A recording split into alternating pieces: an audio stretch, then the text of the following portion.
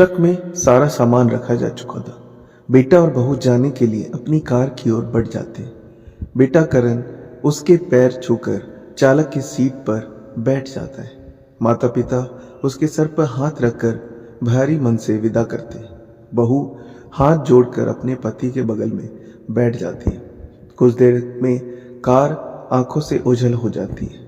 माँ सावित्री अपने चेहरे पर बह रहे आंसू को पूछती है और पति के साथ धीरे धीरे कदमों से घर की ओर मुड़ जाती है। आज अपने दिल के टुकड़े करण को अपने से दूर जाते हुए देखकर सावित्री जी का मन भारी हो गया। इतने बड़े घर में अब वो दो ही शरीर रह गए हैं, सावित्री जी और उसके पति हरमन जी।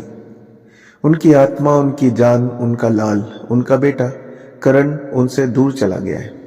अपने और अपने पति के लिए चाय बनाकर वह एक चाय का कप पति को देती है। हरमन जी का चेहरा जैसे कुछ पलों में मुरझा गया है। ऐसा लगता है वह गहरी सोच में। क्या सोच रहे हो? सावित्री जी पूछती है। एक आह भरकर हरमन जी कहते हैं, क्या सोचा था और क्या हो गया। हमने कितने लाड प्यार से बेटे को पाला है, उसकी हर इच्छा पूरी की। सोचा था कि जब बड़ा हो जाएगा तो हमारे बुढ़ापे का सहारा बनेगा, पर क्या पता था कि नीति को कुछ और ही मंजूर है। तुम्हें कितना चाह था कि करण बड़ा होगा तो उसकी शादी होगी, बहू घर में आएगी और बच्चों की किलकारियां और शोर से घर की दीवारें गूंज उठेंगी। अब यह दीवारें सूनी हो गई, एकदम खामोश और वीरान, क्योंकि बेटे बहू ने अपनी अलग दुनिया बसा ली है। जब करण ने बताया कि वो अपनी सहपाठी को पसंद करता है तो माँ बाप ने बेटी की पसंद को अपना लिया और बहुत धूमधाम से करण की शादी कॉलेज की सहपाठी से करा दी। सुनीता सुंदर है, बड़े घर की लड़की है। अत्यधिक लाड प्यार से पलने की वजह से उसके व्यवहार में अहंकार और आक्रोश घर कर गया है। सावित्री जी ने सोचा था कि बहू आएगी तो वह दोनों मिलकर खूब बातें करेंगे और घर का सारा काम मिलजुल कर करेंगे, पर नहीं। सुनीता को रसोई से चिढ़ थी, रसोई के नाम से मुंह बना ली थी। सावित्री का हाथ तो क्या बात थी, उसका गीला तौलिया तक को करण सूखने को डालता है। सुनीता को ना रसोई ना घर के किसी काम में रुचि है। उसे तो क्लब और होटल में अपनी सहेलियों के साथ ताश खेलने का शौक है। हर दूसरे दिन उनके घर में पार्टी होती, जिससे मौस और शराब का सेवन होता। बस यही सब सुनीता को पसंद था।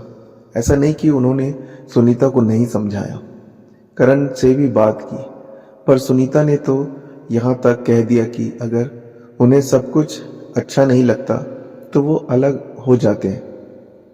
उन्हें उम्मीद थी कि उनका बेटा तो बहू को समझाएगा, पर वह जोरू का गुलाम। उसने सुनीता को समझाना तो दूर, उसका साथ दिया। बहू और बेटे ने अलग फ्लैट ले लिया और वहीं शिफ्ट हो गए। समय तो रुकता नहीं, चलता रहता है। अब माँ बाप को भी बेटे के बिना रहने की आदत हो गई थी। सुनीता ने कुछ समय बाद एक प्यारी सी बेटी को जन्म दिया। अपनी पोती को देखने गए तो हैरानी हुई। पोती को आया ने अपनी गोद में लिया है और शीशी से उसे दूध पिला रही है।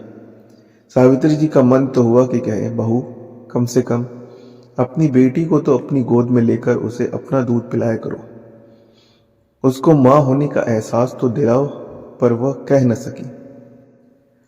जानती थी अभी बहू खरी खोटी सुना देगी। कितने अरमान थे कि अपनी पोती को बड़ा होते देखेंगे, उसको साथ खेलेंगे, पर उनके सारे अरमान बहू की जिद और आधुनिक विचारधारा में बह गए। एक दिन रात के करीब 3 बजे होंगे, दरवाजे की घंटी बजती है। कौन हो सकता है? हरमन जी ने दरवाजा खोला तो देखा कि सुनीता दरवाजे पर खड़ी रो रही है, साथ में उसकी पोती भी है। क्या हुआ बहू, रो क्यों रही हो? करण कहाँ है? सब ठीक तो है ना? हरमन जी बहू को इस तरह देख परेशान हो गए और उन्होंने प्रश्नों की बौछार लगा दी। पिताजी, करण का एक्सीडेंट हो गया है, वो हॉस्पिटल के आईसीयू में है। सुनीता ने कहा तो हरमन जी सन्न रह गए। सुनीता ने बताया कि रात को एक पार्टी से आ रहे थे। करण अपने दोस्तों के साथ दूसरी कार में था। कार एक दोस्त चला रहा था। उसने कुछ ज्यादा ही पी ली थी। एक ट्रक के साथ उसका एक्सीडेंट हो गया। कार में बस करण ही बचा है। बाकी 3 दोस्तों की मौके पर ही मौत हो गई। जीवन ने एक और करवट ली। कल को क्या होना है कौन जानता है।